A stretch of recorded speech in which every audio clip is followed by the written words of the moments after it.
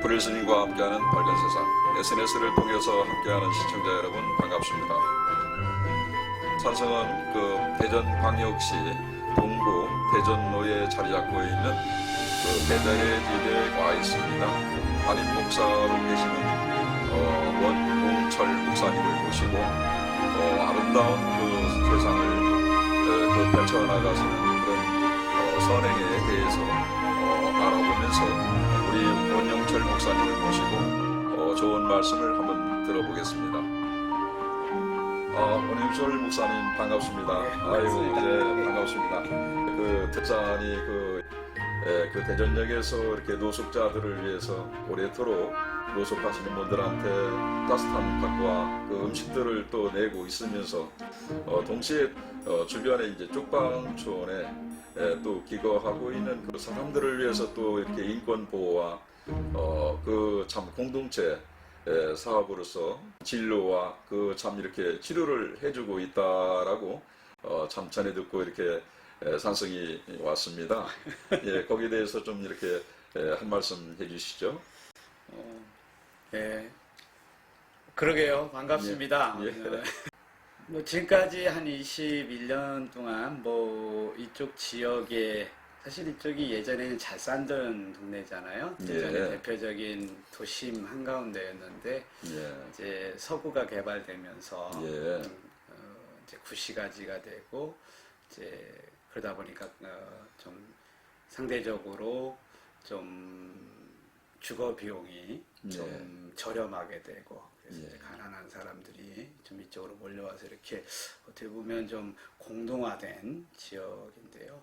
IMF 직후에 이쪽 대전역이 있다 보니까 IMF 직후에 많은 노숙인들이 대전역 대합실을 중심으로 이렇게 거기서 노숙하시게 되고 그래서 저도 그때 종교인의 한 사람으로서 한국 교회가 교회 중심보다는 좀 사회를 섬기고 사람을 섬기는 자리에 있어야 되겠다 그런 마음으로 제가 울산에서 교회 담임 목회를 하고 있었는데 좀 정리하고 대전으로 올라와서 베델의 집이라고 하는 사회선교기관을 저희 교단과 함께 이렇게 세워서 지금까지 왔습니다. 그렇군요. 그러니까 우리 대한민국 하면은 대전이 중심이 되고 있지요. 여기에는 많은 사람들이 또 쉬어가고 또 이렇게 이제 거치를 하고 있는 가운데 대전역이 상당히 크죠. 지금은 좀 많이 이렇게 현대식 건물로 바뀌었는데 20년 전에는 그렇지 않았어요. 다 공사 중이었고 맞습니다. 대전이 대전발 영시 50분이라고 그렇죠. 하는 노래처럼 위치상으로는 중간쯤에 있죠. 그리고 교통의 요지다 보니까 그 당시에 많은 실직하고 거리로 나온 분들이 대전역 대합실에 상당히 많았었어요. 그래서 지금 IMF를 당시에 이렇게 겪었던 많은 분들이 또 기업이 또 쓰러지면서 거기에 또 다른 또 하청업과 많은 그러니까 우리 국민들이 IMF를 통해서 많은 참 후유증을 또 통해 가지고 노숙하시는 분들이 또 많이 생겨나고 그분들이 결과적으로 지금의 오늘날에 와서 볼 때 참 다 우리 이웃이고 또 가족이고 같은 형제인데도 불구하고 지금 정책적으로 어떻게 좀 잘 이렇게 국가적으로 봤을 때 좀 잘 마련이 안 되는 것 같습니다. 그런 복지 사업 같은 것이 예전보다는 많이 좋아졌습니다. 사실 IMF라고 하는 것은 하나의 상징적인 거고요. 우리 사회에 그럼 그 이전에는 가난한 사람들이 없었느냐? 있었죠. 노숙인도 있었고요. 그럼에도 불구하고 우리 사회는 그 사람들에 대해서 관심을 갖지 않았습니다. 그러다 보니까 부산의 형제복지원 사태 같은 정말 가난하다는 이유 하나만으로 정말 인권이 유린당하고 죽임을 당하고 이런 일들이 참 당연한 듯이 예. 누구도 그것에 대해서 분개하지 않고 그랬잖아요. 예. 근데 참 다행스러운 거는 IMF라고 하는 계기를 통해서 우리 사회가 노숙인에 대해서 가난한 사람들에 대해서 관심을 갖고 그 전까지는 노숙인에 대한 그 개념 규정을 보면 불황인 뭐 이렇게 했는데 그게 상당히 안 좋은 개념이었어요. 예. 이 사회에 적응하지 못하는 사람들, 폐구질자 뭐 이런 식으로 정부도 규정을 하고 있었는데 다행히 이제 노숙자, 노숙인 뭐 이런 말들이 나오면서 우리 사회가 관심을 가져야 되겠다. 그렇군요. 그래서 지금은 나름대로 이제 제도도 만들어졌고요. 그분들을 위한 다양한 국가의 사회복지를 위한 서비스 기관들도 생기고 했는데 여전히 이 사회가 가지고 있는 좀 한계라고나 할까요? 우리 속담에 가난은 나라님도 부져 못한다라고 하는 그런 속담이 있잖아요. 그러니까 가난의 책임을 개인에게 돌려버리는 그게 아직도 참 여전히 있다 보니까 가난한 사람들을 향해서 도움을 주면서도 규정해버리고 좀 부정적으로 보고 좀 개인이 어쩔 수 없이 그 어떤 결과물처럼 그렇게 된 거 아니냐. 너희들은 나태하고 게으르고 무책임하고 이런 어떤 그 사회적 정서가 아직도 남아있다.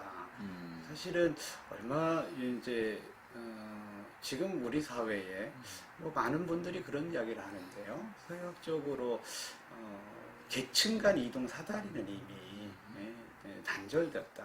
그리고 세대 간의 어떤 경쟁이 능력에 의해서 뭔가 자신의 삶을 더 나은 그 계층으로 이동하는 것은 불가능하다. 그래서 어떤 분은 그런 이야기도 해요. 능력주의는 허구에 불과하다.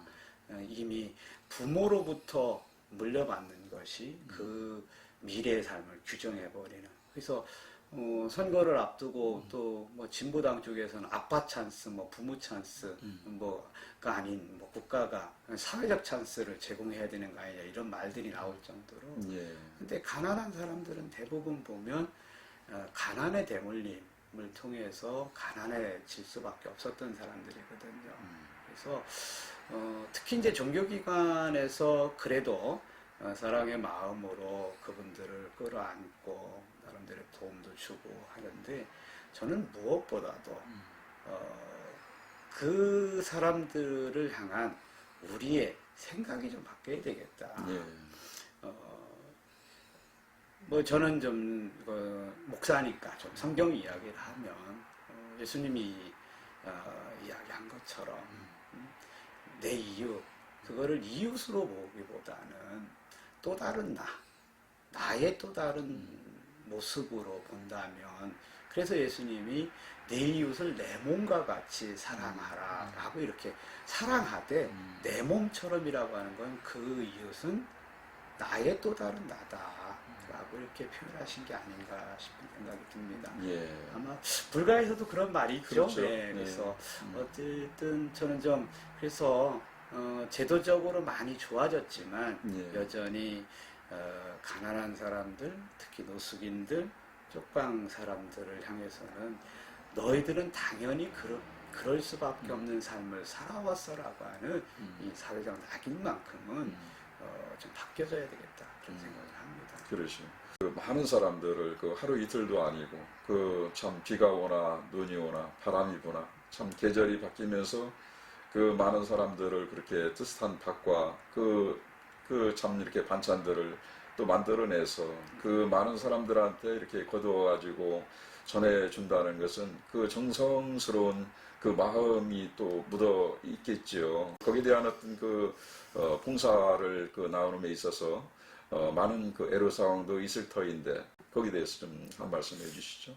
저는 밥은 도구라고 봅니다. 예. 세상을 살아가는데 예. 너와 내가 함께 마음을 맞대고 마음을 나누는 그 자리에 밥상 공동체라고 하잖아요. 우리가 밥을 서로 나누는. 그래서 저도 사람을 만나면 밥 먹자는 얘기를 많이 하는데 제가 대전역에서 이렇게 밥을 나누는 거는 제가 그 20년 전, 21년 전이네요. 그 예. 당시에 처음 시작한 일이었고 오래 하셨네. 네, 그분들에게 약속한 게 있어서 예. 지금은 베들이라고 하는 기관이 있지만 그것들을 계속 해나가고 있는 거고요. 예. 그 도구가 그 사람들과 함께 새로운 세상을 향한 길을 여는 거라면 저는 그래서 그냥 내가 밥을 주는 사람이 아니라 함께 그 밥을 나누는 그 자리였으면 하는 바람이고요.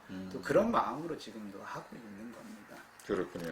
건물의 이제 베데리 집에 대해서 참 이렇게 올라오면서 보니까 이 건물 안에는 이제 우란 공동체와 또 쪽방 상담소가 또 차려져 있는 가운데 희망 진료센터가 이렇게 세 개가 운영이 된다고 이렇게 말씀을 들었습니다. 처음에는 그냥 베델의 집으로 시작을 했어요. 네. 사실 베델이란 말은 성경의 말이거든요. 지명인데 예. 이스라엘 조상과 관련된 야곱의 이야기 속에 나오는 지명이에요. 그렇군요. 한국말로 좀 표현하면 베델이라는 건 하나님의 집이라는 뜻이거든요. 예.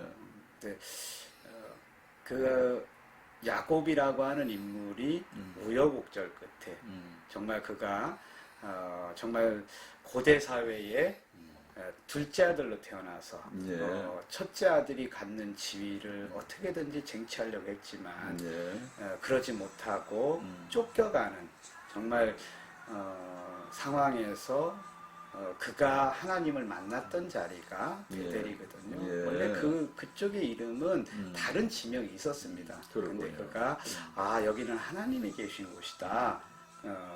그래서 베델이다라고 이렇게 하면서 이제 된 건데 제가 베델이라고 지은 것은 야곱이라는 이름이 한국말로 표현하면 사기꾼이라는 뜻이거든요. 처세술이 아주 강한. 요즘 아마 현대 사회에 가장 적합한 인물이기도 할 겁니다. 그렇군요. 어떤 상황에서든지 성공을 위해서는 물불을 가리지 않는 그런 스타일.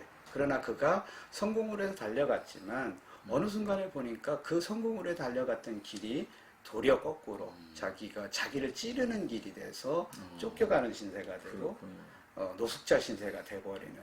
근데 그런 과정 속에서 꿈속에 하나님을 만나서 그의 인생 가치관이 변하는 내가 성공을 해서 달려왔던 길이 아니라 내가 살아가는 가치관이 뭔지를 바꾸는 어떻게 보면 인생의 터닝 포인트가 됐던 것이 베델이라고 하는 곳이어서 사실 가난한 사람들, 노숙인들, 적당한 주민들 이 모든 분들이 어떻게 보면 우리 사회의 산업 여건이었습니다. 70, 80년대 건설 현장에서 산업 현장에서 열심히 일했던 분들이거든요. 근데 그분들도 한때는 단란한 가정을 꿈꿨을 거고 성공한 미래를 꿈꿨을 겁니다. 그렇겠죠. 근데 어쩐 이유에서든지 지금은 실패자의 자리에 내려와 있거든요. 근데 아무리 성공하려고 해도 그분들이 다시 일어설 수 없는, 우리 사회는 승자 독식 사회이기 때문에 절대로 패자가 다시 부활할 수 있는 패자 부활점이 없는 사회입니다. 그러면 그 포기하고 말 거냐? 그게 아니다.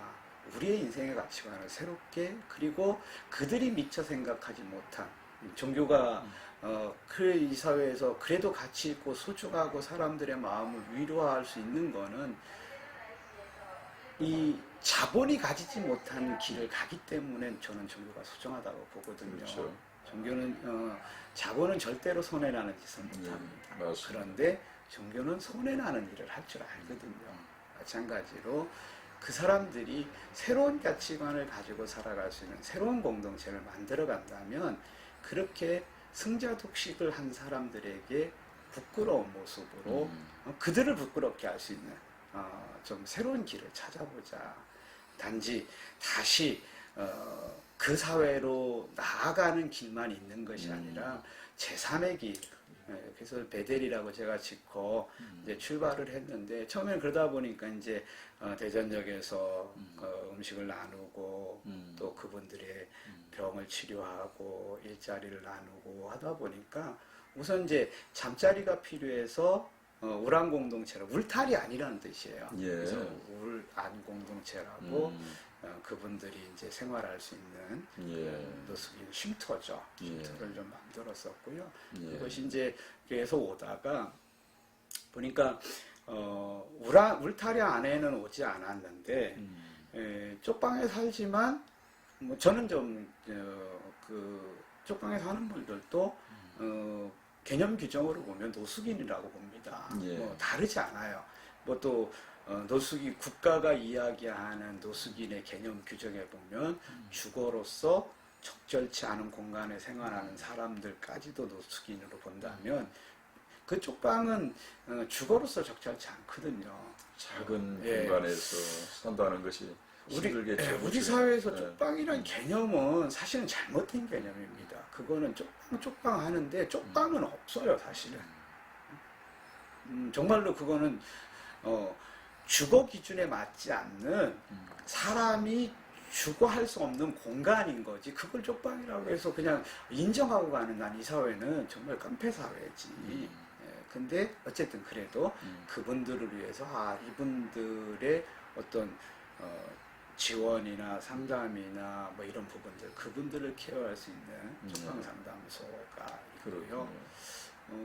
또 가난하다 보니까 의식주는 어쨌든 해결하지만 아프면 이 사람들이 상당히 좀 그렇죠. 답이 없는 거예요. 맞습니다. 그래서 좀 그러다 보니까 안 되겠다. 그래서 20년 전에 지역의 보건의료인들하고 우리가 좀 그분들을 위해서 무료 진료 운동을 해보자. 그래서 이제 출발했던 것이 희망치료센터인데요. 아, 그렇군요. 희망치료센터도 희망이란 말을 넣은 거는 좀 그런 의미예요. 우리가 희망으로 좀 새롭게 희망을 잡고 좀 살아갈 수 있는 뭐 포기는 배추 포기를 세는 게 포기지. 우리가 그래서 정말 새로운 희망을 가질 수 있는 길이 뭐냐. 이제 의료 운동. 그래서 좀 무료 진료 운동을 지금까지 해왔는데 이제는 좀 그걸 넘어서서 단순하게 아픈 사람을 치료하는 정도를 넘어서서 아프지 않게 할 수 있는 사회가 뭘까? 미국의 학자인가요? 미국의 의사인가 남미에서 다니면서 이분이 오랫동안 빈민가를 다니면서 그분들을 돕고 이렇게 하다가 그분들의 상황들을 이렇게 연구해서 낸 책이 하나 있더라고요. 예. 그 책에서 그 의사는 그런 얘기를 해요.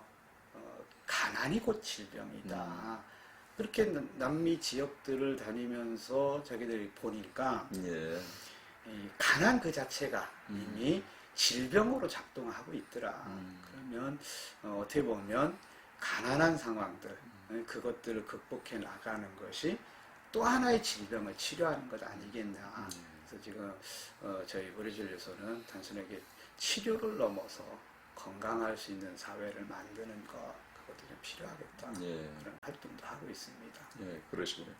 그러니까 이제 그 베데리 집의 그 사역자로서 참 그렇게 실천을 또 목사님께서 지금까지 또 해오시고 또 지금 이렇게 그 우란의 공동체와 또 쪽방 상담소를 또 마련해서 그 사람들에게 또 계속해서 끊임없이 그 참 이렇게 인정을 베푸시면서 또 그렇게 또 몸을 또 이렇게 그 돌보는 그런 어떤 그 진료센터를 마련해 가지고 또 이렇게 이제 매주 이렇게 그 사람들을 위해서 진료를 하고 있는 것 같습니다. 그들에게 그 진료뿐만 아니라 그 세상에 나갈 수 있는 그 밝은 기운들을 또 위해서 또 용기와 희망을 또 잃지 않도록 항상 이렇게 가까이 하신다고 들었어요.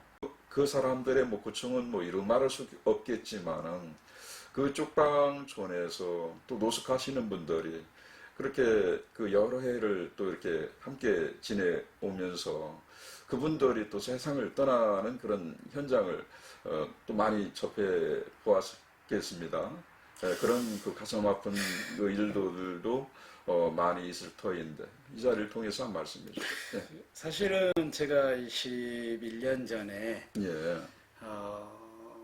좀 대전에 올라와서 가장 먼저 했던 일이 노숙 체험이었어요. 아, 그러셨군요.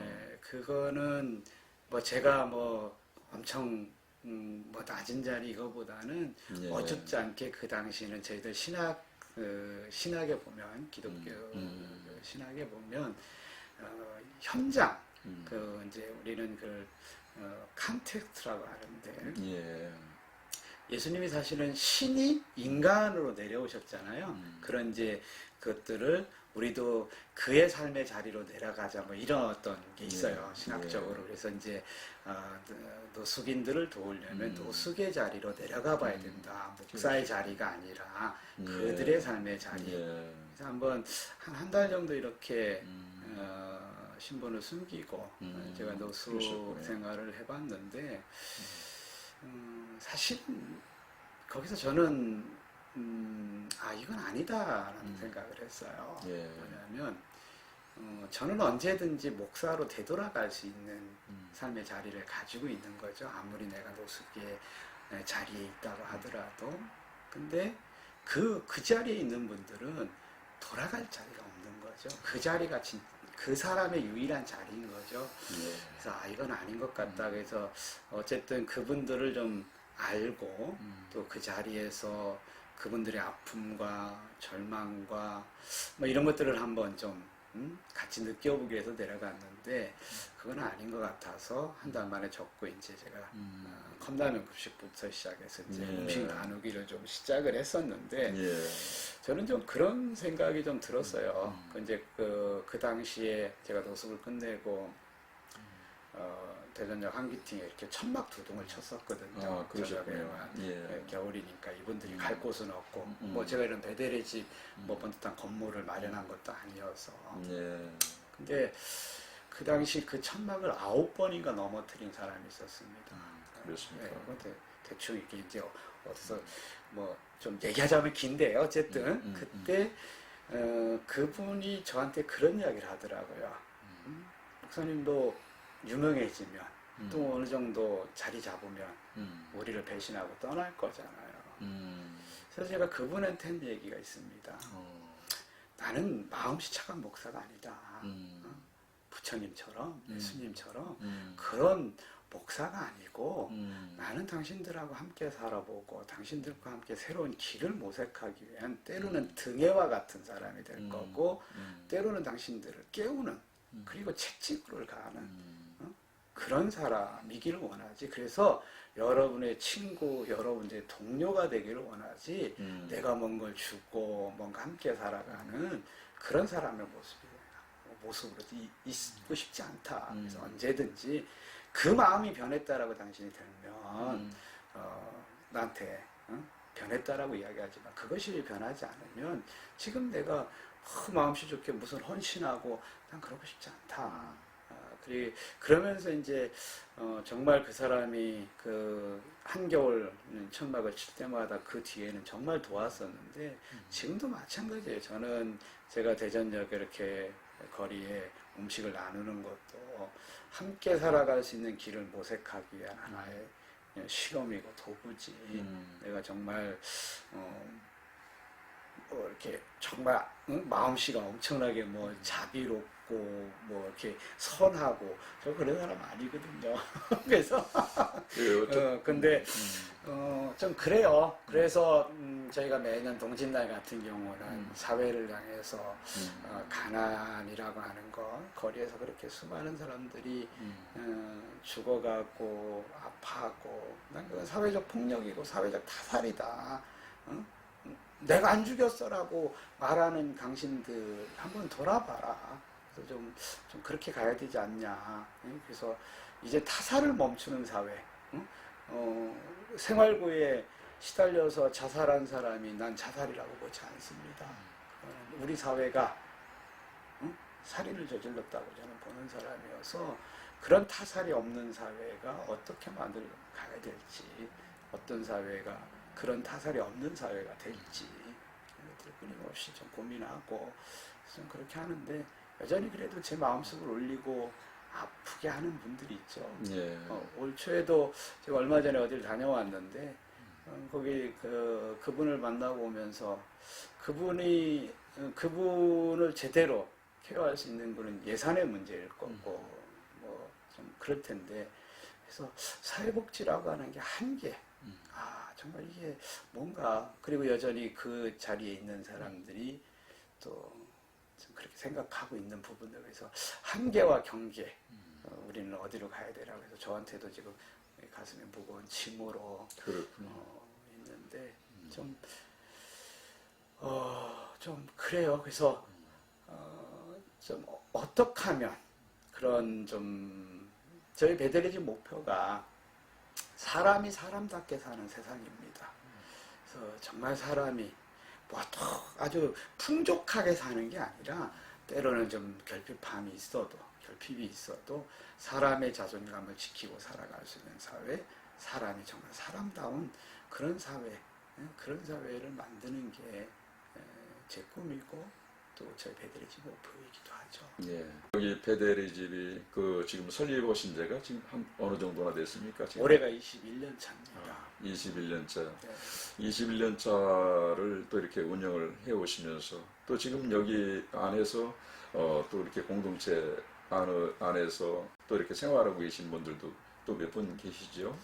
지금 저희가 52명이 정원이고요. 그렇습니까? 분들이 좀 여기서 어떻게 보면 이제 대가족인 거죠. 저는 예. 가족이란 말을 잘 쓰는데 예. 52명의 가족 하나의 집이에요. 아주 그냥 큰 집. 그래서 그렇군요. 52명이 지금 생활을 하고 있습니다. 그분들이 그러면은 그 외부에서 이제 노숙을 하시고 쪽방촌에 계시던 분들이 오셔서 그러면 같이 또 이렇게 같은 신앙을 다 또 함께 하지는 않을 텐데요. 그렇죠. 예, 또 부분적으로 또 신앙이 없는 분들은 또 같이 어울려서 또 같이 공동체 또 생활하시는 분들이 있을 것이고. 뭐 종교가 아예 없는 분도 계시고 불자도 계시고 크리스찬도 있고 좀 다양해요. 근데 각자 이제 신앙에 따라서 그러나 목표는 하나다. 좀 내 삶을 다듬어내고 좀 제대로 좀 자신 있게. 그래서 저는 좀 그 이야기를 많이 합니다. 우리 가족들한테는 자신을 사랑해라. 자신을 사랑하는 길이 지금의 문제를 해결하는. 지금 이제 집도 없고 뭐 제대로 뭐 가진 게 없으니까 남에게 지금 자기 몸을 의택해서 생활하는 거잖아요. 그것을 넘어설 수 있는 것은 비록 그 자리, 그 삶의 자리가 나의 삶의 자리라고 보고 좀 새롭게 내가 어떻게 살아가는 것이 좀 제대로 된 삶을 살아갈 수 있는 길이냐 이걸 좀 보고 찾아갈 수 있는. 그래서 좀 저는 좀 그 이야기를 좀 자주 하는 편입니다. 이분들에게. 우리 목사님께서는 석가탄신일에 또 이웃 종교와 또 같이 이렇게 또 정을 나누고 또 이렇게 이제 또 크리스마스 때는 스님들도 같이 교회에 참 서로가 왕래를 하고 지도자들과 같이 교류를 많이 하고 있다는 걸로 참 들었습니다. 저는 이웃 종교는 저희 담임 목사님 빈들감리교회라고 하는 교회가 지금 우리 스님이 말씀하신 대로 석가탄신일이 되면 가까이에 있는 광제사라고 하는 곳에 찾아가서 석가탄신일을 축하해주고 이웃종교 잔칫날 아니에요. 그 잔치를 축하해주고 그러다 보니까 또 그 사찰에서는 기독교의 잔칫날 우리 예수님이 태어나신 탄생하신 성탄절에 축하떡을 보내고 함께 좀 축하해 주시고 그래서 서로 이제 교류를 하는데 저는 이웃 종교는 좀 그렇게 봅니다. 종교적 신념은 분명히 서로 달라요. 그리고 신앙의 대상도 다르고 그렇다고 해서 남은 아니다. 그러면 좀 이웃 종교에 대한 배려 아니면 존중 이것만큼은 있어야 되는 거 아니냐. 그렇죠. 내가 정의고 나머지는 다 불이다. 그렇다면 그건 너무 폭력적이고. 맞습니다. 그래서 서로 종교가 가지고 있는 이념 그것이 정말 이 사회를 위해서 소중한 어떤 가치라면 그것들을 함께 이루어가고 그래서 정의를 위해서 사회 정의를 위해서 이 사회가 좀 더 사람들이 행복해지는 사회를 위해서는 종교가 함께 협력할 수도 있고요. 그래서 좀 그런 부분들은 그래서 저희 담임 목사님은 그런 표현도 하셔요. 이웃 종교는 남의 아내를 남의 집 아내를 우리는 존중해야지. 남의 집 아내를 뭐라고 이야기할 수 있냐? 그건 아니지 않냐? 뭐 이렇게까지 표현하시는데 그 나쁜 의도로 표현한 건 아니고요. 저 그렇게 표현하셨던 부분은 존중이다. 남의 가정을 존중해야 되는 거 아니냐? 그렇죠. 이제 이렇게 좀 표현하셨는데 그래서 저는 좀 그래요. 종교와 종교, 신앙은 분명하게 다 달라요. 그죠? 그렇죠. 신앙은 뭐 기독교 안에서도 다른 거고 절대자와 나 사이의 어떤 문제지 종교가 그것을 해결해 주는 그렇죠. 건 아니잖아요. 맞습니다. 근데 종교는 그 사회 종교 사회학자는 그런 이야기를 합니다. 교회나 이 종교 기관도 여느 시민사회 단체와 다르지 않다. 그래서 종교 기관도 NPO다라고 이렇게 표현을 하는데 이 사회 시스템 메커니즘이 돌아가는 그렇죠. 거잖아요. 그러면 나만 맞고 다 그러다라고 한다면 그 사회는 그 사회 단체 하나만 있어야 되는 거거든요. 그건 아니다. 저는 그런 생각이 들어서 예. 또 우리 담임 목사님이 또 아주 그렇게 하시고 저도 예. 전적으로 예. 거기에 함께 동참하고 맞습니다. 있고요. 오늘이네요. 오늘 같은 경우는 또 이제 캐톨릭하고 개신교하고도 같은 뿌리 같지만 서로 좀 많은 부분 갈등의 소지들이 있거든요. 그래서 일치 기도 서로 이렇게 교류하면서 하고 있고 불교하고도 좋은 모임을 갖고 예, 계시네요. 저희는 뭐 좀 그런 부분은 예. 서로 열어놓고 함께 존중하면서 예. 가려고 합니다. 예.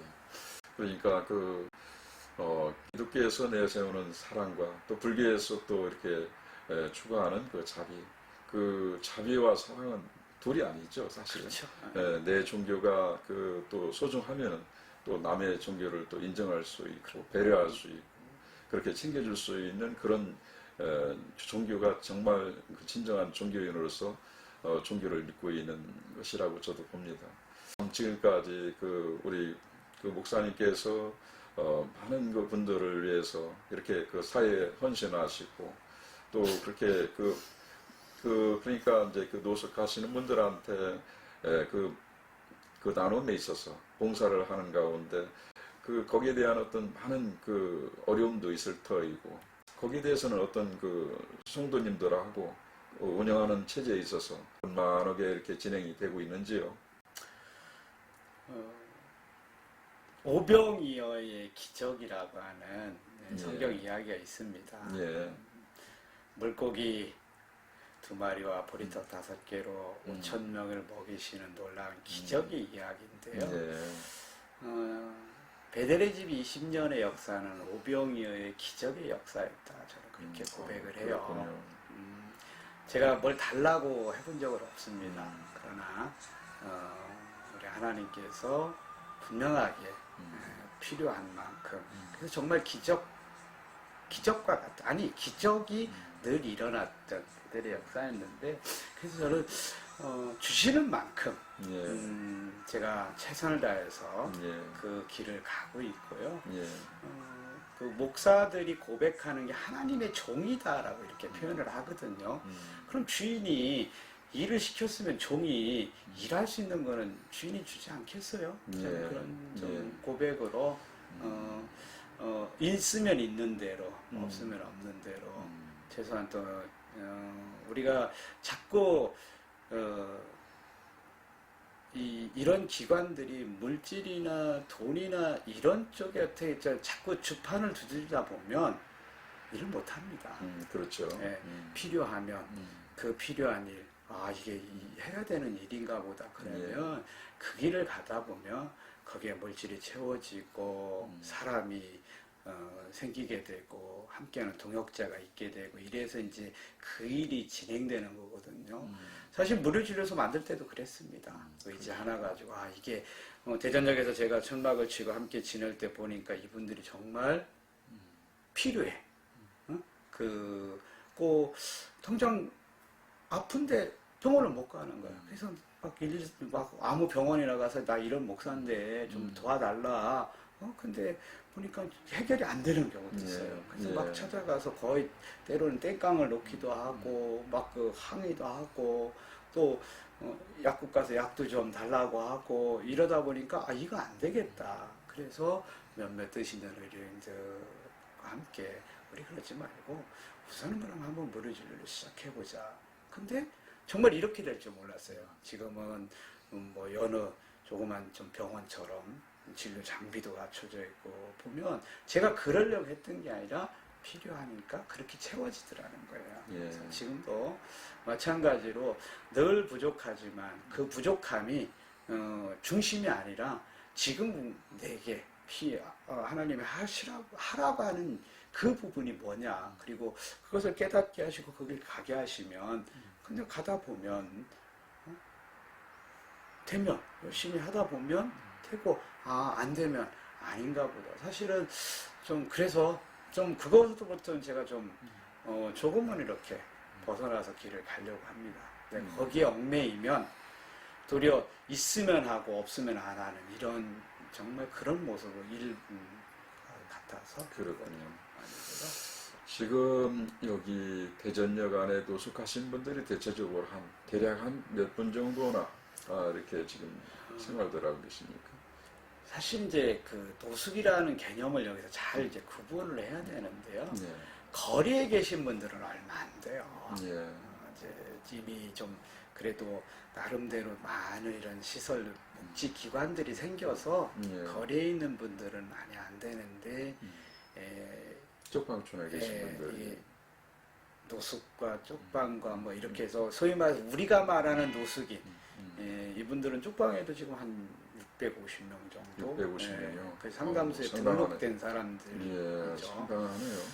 그래서 지금 전체 한 치면 1000명 가까이 되지 않을까 좀 이렇게 보는데 그것들은 숫자는 별로 모르겠어요. 왜냐하면 우란 공동체에 오시는 분들도 다양한 루트를 통해서 오시기 때문에 좀 이렇게 드러나지 않은 그런 이제 노숙의 위기에 처해 있거나 노숙 생활이 이미 노숙의 자리에 가 있는 사람들이 워낙 많은데 이게 이제 안 나타나는 거죠. 거리에 나타나지 않으면 나타나지 않고 이제 예를 들어서 찜질방에 있거나 고시촌에 있거나 뭐 이러면 근데 다 이게 그래서 우리 사회에서 노숙이라는 개념을 재정립하자 좀 이렇게 좀 주장을 하는데 안 되더라고요. 홈리스라고 하는 개념으로 국제사회가 개념 규정하고 있는 홈리스라고 하는 개념으로 가자라고 하는데 여전히 우리는 그 현장에 있는 사람들조차도 노숙인, 쪽방인 뭐 이렇게 나누는데 그래서 그런 규모에 관련해서는 별 의미가 없습니다. 한 몇 년 전이죠. 한 2년 전 우리 복지부가 발표하는 게 전국의 노숙인을 한 10,000명 정도? 상당하군요. 그리고 전국의 쪽방들까지 해서 노숙인 한 20,000명 가까이 이렇게 보거든요. 2만 명이요. 네, 2만 명? 2만 명인가 10,000명인가 봐요. 근데요, 제가 그것에 대해서 반박하는 글을 한번 썼던 적이 있습니다. 국토교통부가 발표한 비정형 주거, 쉽게 얘기해서 제 집이라고 여길 수 없는 집에 사는 사람이 40만 명입니다. 그런 그 쪽방 안에 어쨌든 그런 고시원, 음. 뭐 찜질방, 뭐 비닐하우스, 뭐 이렇게 집이라고 여길 수 없는 곳에서 사는 사람들이 40만 가까이 돼요. 그 다음에 유엔 보고서인가 어디에 보면요, 100만이 넘습니다. 그렇습니다. 숫자적으로. 그러면 저는 다른 거 다 좀 차치하고 우리나라 국토교통부가 발표한 비정령 주거, 집으로 인정할 수 없는 곳에 생활하는 사람들은 다 노숙인이다, 홈리스다. 그러면 1,000명, 2,000명, 10,000명, 2만 명이 아니라 40만 명이라는 거거든요. 어마어마한 네. 그런 그래서 규모에 관련해서는 예, 더 이상 얘기할 게 안 된다. 단지 지금 나타나고 그 숫자 배들이 다 할 수도 없잖아요. 그러니까 배들의 관계가 돼서 찾아온 사람들, 그 사람들 이제 최선을 다해서 이렇게 하는 거 그 정도죠. 뭐. 국가기관에서 정책적으로 이런 것이 빨리 어떤 복지가 그 마련이 돼가지고 그런 사람들이 그 참 사회에서 밝게 살아가야 될 텐데 말입니다. 예, 참 아무나 이렇게 쉽게 할 수 없고 이 어려운 일들을 지금까지 20년이 넘도록 참 우리 목사님께서 참 이렇게 그 사회 그 참 소외된 그런 사람들을 위해서 참 애쓰고 계십니다. 또 얼마 전에 또 이렇게 그러니까 여기 이제 예수님이 찾아오신 베델의 집 이야기가 또 이렇게 그 세상에 그러니까 목사님께서 또 이렇게 그 저서로 얼마 전에 이제 출판을 하셨습니다. 이제 여기에 대한 어떤 그 사연, 그 눈물 나는 그런 사연들이 참 많이 그 적혀 있는 것 같은데 이 책에 대해서 한 간략하게 설명해 주시죠. 이거는 따로 내가 지금 집필하려고 쓴 책은 아니고요. 예. 초창기부터 제가 만났던 분들의 이야기를 왜 영웅만 있냐, 그분들의 이야기도 정말 많은 사람들의 심금을 울리고 교훈으로 얻을 것도 많고 좀 그렇다. 내가 만나보니까 그래요. 그래서 그분들의 이야기 또 제가 베델에서 있었던 소소한 이야기들을 이렇게 글로 써서 짤막짤막한 글로 그러셨군요. 써서 함께 나누었던 예. 것들이 있습니다. 그래서 좀 올해 뭐 한 20년 가까이 되니까 이 책이 나온 지는 한 4년 정도 됐는데 한 15년 정도 되니까 그 분량이 대단히 많더라고요.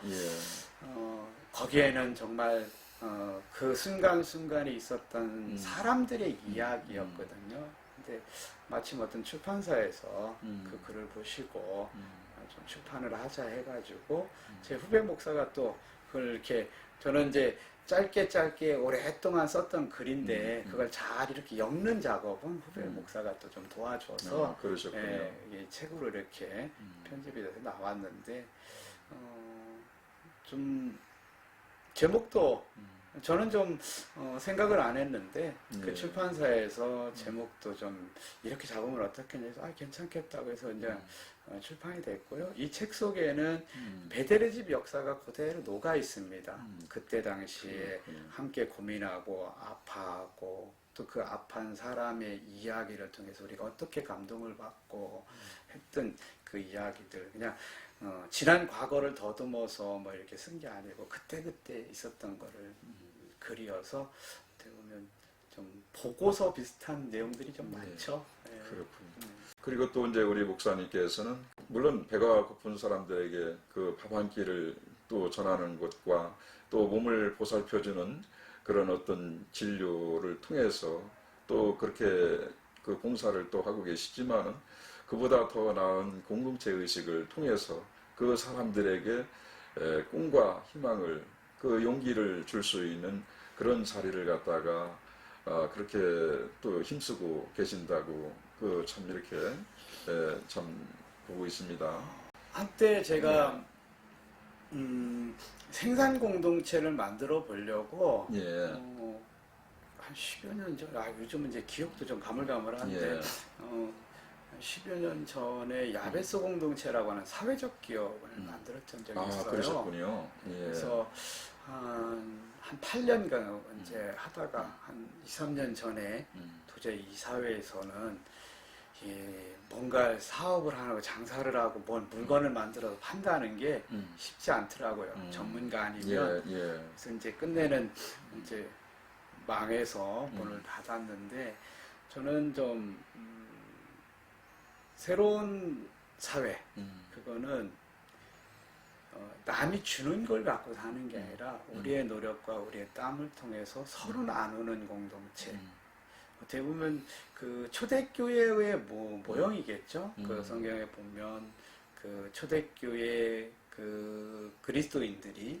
함께 모여서 살았던 그 원시 공산제 사회라고 보통 이렇게 사회학자들은 표현을 하던데 정말 좀 그런 어떤 새로운 그 사회의 시스템을 한번 실현해 보자. 예. 우리 사회에서 인간 이상의 최고의 산물이 공동체라고 합니다. 근데 공동체는 쉽지는 않거든요. 그렇죠. 그렇지만 예, 가난한 사람들이 그래서 가난한 사람들의 마을 아니면 가난한 사람들이 서로 돕고 살아가는 새로운 어떤 사회의 어떤 그 관계 시스템을 지금도 사실은 꾸준히 고민하고 그래서 저는 가끔 그런 얘기를 해요. 저는 실험주의자다. 예. 근데 아직까지는 길을 못 찾고 있습니다. 예. 한때는 좀 길이 보이는 것 같아서 그 길을 갔었는데 예, 예. 가다 보니까 지금은 길이 없어서 헤매고 있는 상황인데 그래도 놓지는 않고 있어요. 그래서 끊임없이 우리가 꿈꾸는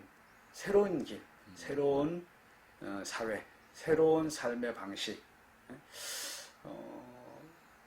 그 방식이 분명히 저는 있을 거라고 봅니다. 지금처럼 이혼을 극대화하는 그것만이 뭐 자본주의가 된 지 얼마나 됐어요? 몇백 년, 한 200~300년밖에 더 됐습니까? 그 전에는 전혀 우리 사회를 이루고 있는 사회 시스템이 달랐거든요. 지금은 이 자본주의가 최고인 줄 알고 그것만이 정답인 줄 사람들이 착각하는데 저는 그렇지 않다고 봅니다. 예. 분명히 다른 어떤 사회적 그 작동 원리가 있을 거다. 예. 찾아보자. 예. 그게 어쩌면 공동체 원리가 아닐까 그런 생각을 해요. 이러한 그 자리에 또 정부와 또 기관에 하시고 싶은 말씀이 있으면 이 자리를 통해서 한 말씀 해주시죠. 한마디로 정리하겠습니다. 예. 노숙인도 사람이고요. 예. 그 사람들도 열심히 살았고요. 그 사람은 정말로 하나님의 소중한 형상을 닮은 하나님의 자녀고요. 그렇기 때문에 비록 가난하다는 이유 하나만으로 쉽게 이렇게 무시하고 그래서는 안 된다. 예. 그리고 규정해서도 안 된다. 예. 그런 생각을 합니다. 그래서 단지 그들이 결핍이 있는 부분은 맞지만 그래서 우리 사회가 혼자 1등만을 위하는 사회가 아니라 그 1등이 꼴찌를 향해서 자신의 것을 내어놓을 수 있는 그런 사회가 될 때 그 사회가 안전한 사회가 되고 행복한 사회가 되고 저 예전에 그런 좀 그렇지 않겠나. 그래서 정말 이 사회 너는 너가 그렇게 된 거야라고 하는 게 아니라 다시 패자가 일어설 수 있는 인생 이막 아니면 패자 부활전이 있을 수 있는 그런 사회로 만들어갈 수 있도록 우리 사회가 함께 노력해야 되지 않을까. 그럴 때 정말 억울한 죽음이 사라지고 사회적 타살이 없어지고 사회적 폭력이 사라진 그런 정말 대자대비한 사회 아니면 사랑이 넘치는 사회 그리스도의 하나님의 나라가 실현된 사회가 되지 않을까 싶습니다. 끝으로 이제 그 브릴스님과 함께하는 밝은 세상 이 그 유튜브를 통해서 SNS를 통해서 지금 함께하는 많은 시청자들이 지금 보고 계시는데요. 마지막으로 한 말씀 해주십시오. 부일선님 감사하고요. 예. 사실은 저는 이런 부분에 대해서 부끄럽기도 하고 그러나 이 유튜브를 보고 이 방송을 보시는 분들이 예. 좀 이 사회를 지금까지 보았던 그 사회가 아니라 좀 그래도 사람 살만 나는 사회로 만들어갈 수 있는 그렇게 바꾸어가는 그 주역들 그리고 원동력이 된다라면 아마 제가 제 바람이 조금이라도 이루어지는 거 아닌가 싶습니다. 그래요. 지금까지 말씀 감사합니다. 예. 예. 그 모든 일들이 우리 베델의 교회에 또 우리 담임 목사로 계시는 그 원용철 목사님께서 하시고자 하는 모든 일들이 원만하게 성취될 수 있도록 사선도 기원을 드리겠습니다. 아이고, 감사합니다. 예, 예.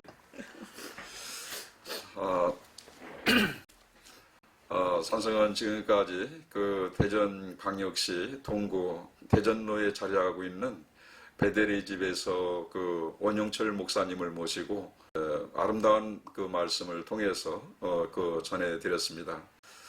그 배가 고픈 이들에게는 그 한 끼의 그 끈이를 그 참 전해드리면서 또 그렇게 그 몸과 마음이 병이 든 모든 사람들에게 또 진료와 그렇게 노숙하시는 분들, 쪽방촌에 생활하시는 분들에게 그 따뜻한 밥과 그 음식들을 내시면서 공동체로 만들어가는 그 아름다운 그 참 일들을 지금 이렇게 그 담아서 끊임없이 그 사랑의 열매의 그 씨앗을 지금 펼치고 계십니다.